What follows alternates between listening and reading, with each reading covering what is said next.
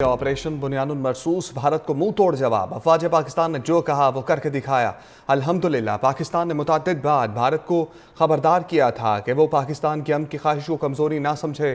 Army chief نے اور DGISPR نے واضح کیا تھا کہ کسی بھی جارحیت کا بھرپور جواب دیا جائے گا۔ آرمی چیف نے قرآن کریم کی آیات کا حوالہ دے کر کہا اللہ کی مدد اور نصرت سے یہ کتنی مرتبہ ہوا کہ ایک چھوٹی طاقت نے بڑی طاقت کو شکست دی۔ الحمدللہ تاریخ نے ثابت کیا کہ افواج پاکستان و قوم ہر جارحیت کے خلاف سیسا پلائی ہوئی دیوار ثابت ہوئے ہیں۔ آرمی چیف نے کہا علاقائی سالمیت اور خود مختاری کے تحفظ کے لیے پاکستان میں بھرپور دفاعی صلاحیت موجود ہے۔ یہ لمحات خوشی منانے کے ساتھ ساتھ اللہ تعالیٰ کا شکر بجا لانے کے بھی ہیں کہ اس ذات باری تعالیٰ نے ہمیں پاکستان کی صورت میں آزادی کی عظیم نعمت سے نوازا اور حوصلہ، ہمت اور طاقت عطا کی کہ ہم نہ صرف اس مملکت خدا داد کا دفاع کر سکیں بلکہ اس مسلمہ حقیقت کو آنے والی نسلوں کے لیے ایک کامیاب اور عظیم مثال بنا سکیں۔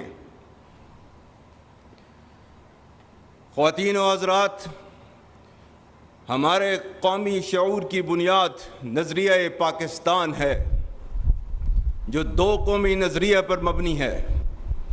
اس تاریخی اور دائمی نظریے نے بر صغیر کے مسلمانوں کو ایک علیحدہ شناخت، ثقافت اور تہذیب قائم کرنے کا موقع فراہم کیا۔ قیام پاکستان کا مقصد محض ایک جغرافیائی خطے کا حصول نہ تھا بلکہ ایک ایسی فلاحی ریاست کا قیام تھا جہاں اسلام کے سنہری اصولوں کی بنیاد پر معاشرہ امن و سلامتی اور افہام و تفہیم سے مسلمانوں اور اس میں موجود تمام تر دوسرے مذاہب کے لوگوں کو آزادی اور تحفظ میسر کر سکے۔ آزادی پاکستان علامہ محمد اقبال کی مدبرانہ سوچ، قائد اعظم محمد علی جناح کی عظیم قیادت اور بر صغیر کے لاکھوں مسلمانوں کی بے لوث قربانیوں کا ثمر ہے۔ یہ ملک نہ صرف قائم رہنے بلکہ دنیا عالم میں نمایاں مقام حاصل کرنے کے لیے معرض وجود میں آیا۔ اسی مناسبت سے قائد اعظم کے تاریخی الفاظ انتہائی اہم ہیں جو کہ میں دہراتا ہوں۔ We have undoubtedly achieved Pakistan, and that too without war, practically peacefully, by moral and intellectual force, and with the power of the pen, which is no less mightier than that of the sword, and so our righteous cause has triumphed. Are we now going to despair and tarnish this greatest achievement for which there is no parallel in the history of the world? Pakistan is now a fait accompli and it can never be undone. Besides, it was the only just, honorable and practical solution of the most complex constitutional problem of this great subcontinent. Let us now plan to build and reconstruct and regenerate our great nation. خواتین و حضرات، ہمارے بزرگوں نے اپنے جداگانہ تشخص کے حصول کی خاطر ہجرت کی صعوبتیں برداشت کیں اور بے شمار قربانیاں دیں۔ آج کے دن ہم تحریک پاکستان کے قائدین اور کارکنان کو خراج عقیدت پیش کرنے کے ساتھ ساتھ ان شہداء، غازیوں اور لواحقین کو بھی سلام پیش کرتے ہیں جنہوں نے ان قربانیوں کی بنا پر آزادی کے پرچم کو ہمیشہ سر بلند رکھا۔ بلا شبہ آج ہمارا ان آزاد فضاؤں میں زندگی بسر کرنا شہداء کی عظیم قربانیوں کی مرہون منت ہے۔ جس طرح قیام پاکستان کے وقت ہمارے اجداد نے متعدد مشکلات کا سامنا کیا، اسی طرح ہم نے اپنے ارتقائی دور میں خاص طور پر ماضی قریب میں متعدد چیلنجز کا بخوبی مقابلہ کیا۔ الحمدللہ کسی بھی مشکل نے ہمارے عزم اور ارادے کو کمزور نہیں کیا۔ تاریخی طور پر ہمارے قومی جذبے کو ہمیشہ آزمائش میں تقویت ملی اور ہم من حیث القوم ہمیشہ ہر مشکل کے بعد اور بھی زیادہ مضبوط بن کر ابھرے، جس میں قوم اور افواج کا باہمی اعتماد کلیدی رہا ہے۔ یاد رکھیں، نا اتفاقی اور انتشار ملک کو اندر سے کھوکھلا کر کے بیرونی جارحیت کے لیے راہ ہموار کر دیتے ہیں۔ قوم کا پاک فوج پر غیر متزلزل اعتماد ہمارا سب سے قیمتی اثاثہ ہے۔ یہ مضبوط رشتہ مشکل حالات میں ہماری قوت بن کر حوصلوں اور جذبوں کو بڑھانے کا سب سے بڑا ذریعہ ہے۔ افواج پاکستان کو کمزور کرنا پاکستان کو کمزور کرنے کے مترادف ہے۔ مجھے پختہ یقین ہے کہ کوئی منفی قوت اعتماد اور محبت کے اس رشتے کو نہ کبھی کمزور کر سکی ہے اور نہ ہی آئندہ کر سکے گی۔ افواج پاکستان نے ملک اندرونی اور بیرونی دفاع کی قسم کھا رکھی ہے، جس کی آبیاری روزانہ کی بنیاد پر وہ اپنے خون سے کر رہی ہے۔ ہم کسی بھی صورت اور کسی بھی قیمت پر اپنی قربانیوں کو رائیگاں نہیں جانے دیں گے انشاءاللہ۔ خواتین و حضرات، عالمی اور علاقائی سطح پر تیزی سے تبدیلیاں رونما ہو رہی ہیں، جن کی رفتار اور نوعیت غیر معمولی ہے۔ ان تبدیلیوں سے قطع نظر پاکستان کا مقام ہر دور میں نہ صرف خطے اور مسلم امہ میں بلکہ بین الاقوامی سطح پر بھی انتہائی اہمیت کا حامل رہا ہے۔ ہم دنیا میں اپنی امن پسندی اور اصولوں پر مبنی موقف کی وجہ سے ایک نمایاں مقام رکھتے ہیں۔ اللہ تعالیٰ کی عطا کردہ بے پناہ قدرتی وسائل، جفا کا شوام اور حوصلہ مند جوانوں کی بدولت بلا شبہ پاکستان کا مستقبل روشن و تابناک ہے۔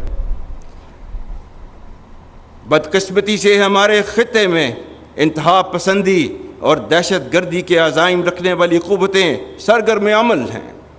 عوام، افواج پاکستان اور قانون نافذ کرنے والے اداروں نے دہشت گردی کا کامیابی سے مقابلہ کیا ہے اور نہ صرف لازوال قربانیاں دی ہیں بلکہ آنے والے وقتوں میں بھی کسی قربانی سے دریغ نہ کرنے کا مصمم اور غیر متزلزل ارادہ رکھتے ہیں۔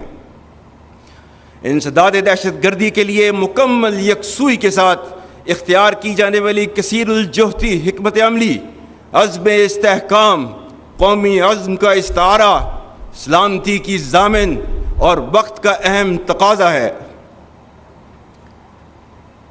آج ہمارے خیبر پختونخوا صوبے میں بالخصوص فتنہ الخارج المعروف تحریک طالبان پاکستان کی ریاست اور شریعت مخالف کارروائیوں کی وجہ سے دہشت گردی کے فتنہ نے دوبارہ سر اٹھایا ہے، جس کی سرکوبی کے لیے افواج پاکستان اور تمام قانون نافذ کرنے والے ادارے ہمہ وقت برسر پیکار ہیں۔ اسی فتنہ کے بارے میں چند دن پہلے علماء و مشائخ کرام سے بات کرتے ہوئے میں نے کہا تھا کہ اگر تم شریعت اسلام کو نہیں مانتے، آئین پاکستان کو نہیں مانتے، تو ہم بھی تمہیں پاکستانی نہیں مانتے۔ دہشت گردی کے خلاف جنگ میں خاص طور پر ہمارے پختون بھائیوں نے جرت، ایثار اور قربانیوں کی جو لازوال داستان رقم کی ہے، اس پر پوری قوم انہیں سلام پیش کرتی ہے۔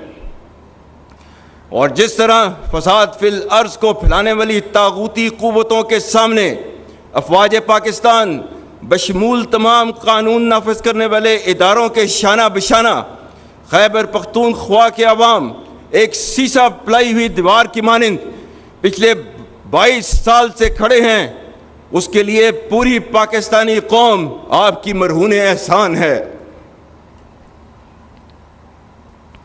میں پاکستان اور بالخصوص خیبر پختونخوا کی غیور عوام کو اللہ کے احکامات کی روشنی میں یقین دلاتا ہوں کہ آپ فساد فی الارض کے خلاف جنگ لڑ رہے ہیں، جس میں اللہ کے وعدوں کے مطابق فتح انشاءاللہ ہماری ہوگی۔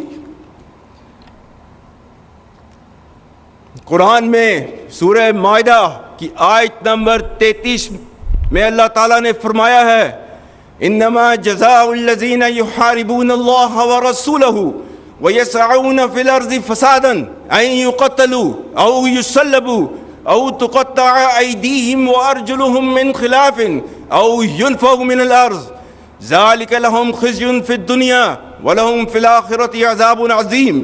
اور اس کا ترجمہ ہے بے شک جو لوگ اللہ اور اس کے رسول سے جنگ کرتے ہیں اور زمین میں فساد انگیزی کرتے ہیں ان کی سزا یہی ہے کہ وہ قتل کر دیے جائیں یا سولی چڑھا دیے جائیں یا کاٹ دیے جائیں ان کے ہاتھ اور پاؤں مخالف سمتوں سے یا نکال دیے جائیں وہ اپنے ملک سے.